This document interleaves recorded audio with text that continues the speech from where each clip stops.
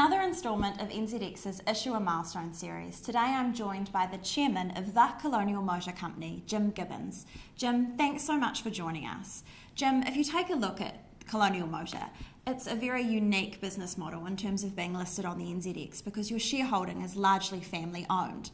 How has this affected the way you run your business and communicate with the shareholders? Family shareholding has been there for a long time, 96 years, so it's multi-generational. And it's a cornerstone shareholding that's survived good years and bad years. It brings a long-term emphasis to the company. So we look at things, what's best in terms of what's best for the long term, not the current year, not the current month. Our emphasis is long term. Secondly, we emphasise reward to existing shareholders. Basically, that's paying dividends. So our emphasis is on a trading profit to generate dividends. Our communication follows from that is to individuals. Most of the shareholders are individuals, and as such we communicate directly to them by email, by letter, and the emphasis then is on what an individual understands as opposed to a market through an intermediary or a broker. It's direct to individuals. The company recently purchased the 4 Jeff Gray BMW dealerships in Palmerston North, Hastings, Wellington and Christchurch. Why did you choose to expand in this space? The company is a franchisee company. The franchisor produces the product and we look after the customers. The company has had a very, very long association with Ford. It goes back to 1908, and there's been good times and bad times in all those years.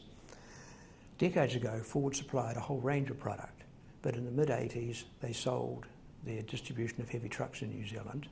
So Colonial Motor Company went out and purchased a heavy truck operation of its own, Southpack Trucks, and now is a major retailer of Kenworth and DAF trucks in New Zealand. The BMW dealership purchase is another example of Colonial Motor Company staying in its core area, working alongside that long association with Ford, but not tripping over the market that Ford operates in. BMW is in the luxury car market, Ford is in the mass car market. They're similar, but they don't compete, and that's important to us. The company listed on NZX in 1962, but actually you've been around for much longer than that, something like 96 years. What piece of advice would you give for a company that's one day got ambitions of listing on the share market?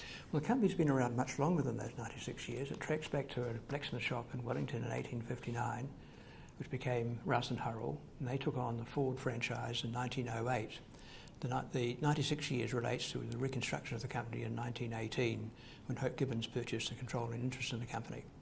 Advice for listing: what benefit does listing bring to the company? In the case of Colonial Motor Company, it is not access to capital. The main benefit of listing is the ability of shareholders to sell when they want to. And the second major benefit for Colonial Motor Company is the discipline that operating in a market produces on the company. We have to be a better performing company when we are listed. The second piece of advice is to concentrate on what's the benefit to the shareholder who's purchasing the shares. What will they gain from that company, from your company, in the years ahead?